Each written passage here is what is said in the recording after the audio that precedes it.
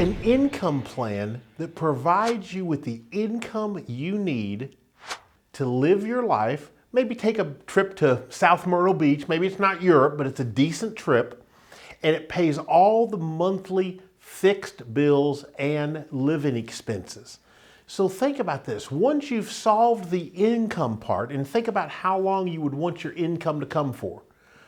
Forever until I pass away. That's right. And if it's a married couple or a couple, we want to make sure that this income comes for whoever lives the longest.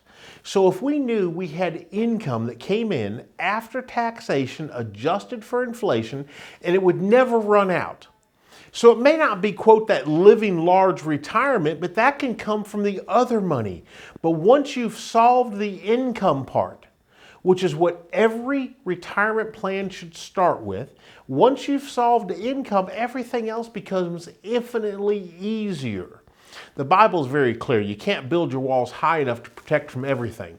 But you can certainly be a good steward with your money by starting with income. So we start with our income, and now we start funneling other buckets for our wants and needs and for the things that we want to do in life. So this is where, again, having a stress-free retirement, we're going to move into bucket management. When I say buckets, here's what I'm talking about. Specific goals-based planning. So we have this bucket that we want to leave money to our loved ones or something. So that's a long-term bucket. That bucket could be much more market-driven and take more risk on it because hopefully we're going to live the next 15, 20, 25, 30 years and we're not spending that money so it can ride through many evolutions of a market.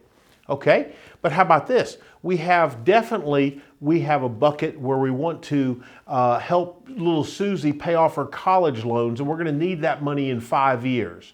So that's a project that we know is coming up in 5 years. That has to be literally almost completely out of the market or not market driven at all. Why? Because we don't want that 5th year to come up when we know we're going to need the money and all of a sudden a market event has caused it to drop. So that's how you start to plan diversifying your risk. And when you think about risk diversification, you have to think about asset allocation. Now this gets pretty technical and I don't want to bore anybody, but this may be one of the biggest missing pieces after income planning in all of investment strategies. Asset allocation. We see people coming in every day that are coming from big box retail firms, the brand names you hear of all the time, and we ask them questions like, why is your portfolio set up like this? Many times the answer we receive is that's what they did. We say, okay.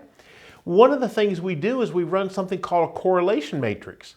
Well, doing that, we find out how correlated all these mutual funds or stocks and bonds and everything is to each other. The only way you can see this when you have a big portfolio is through a correlation matrix.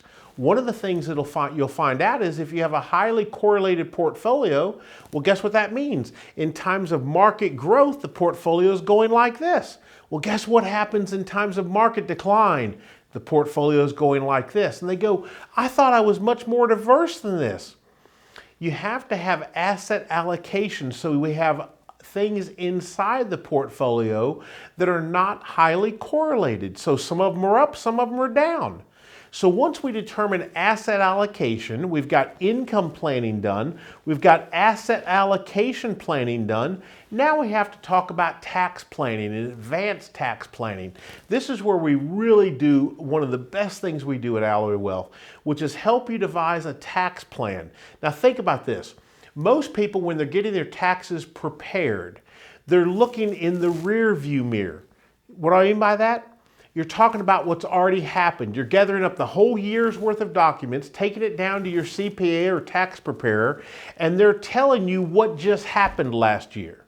That's not what I'm talking about. I'm talking about sitting in the car and looking in the windshield, about forward tax planning, about how we make the most use of your assets in the future, especially when we're in a rising tax environment. And you can't get anybody to agree on anything anymore, but I don't think you have to have any discussion when it comes to taxes in America are going up.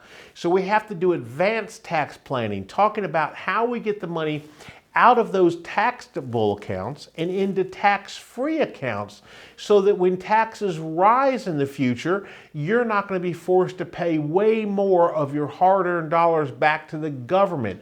And that's called advanced tax planning. Not tax planning for last year, but for future years. And when you combine all these pieces together, you end up with a very stress-free retirement.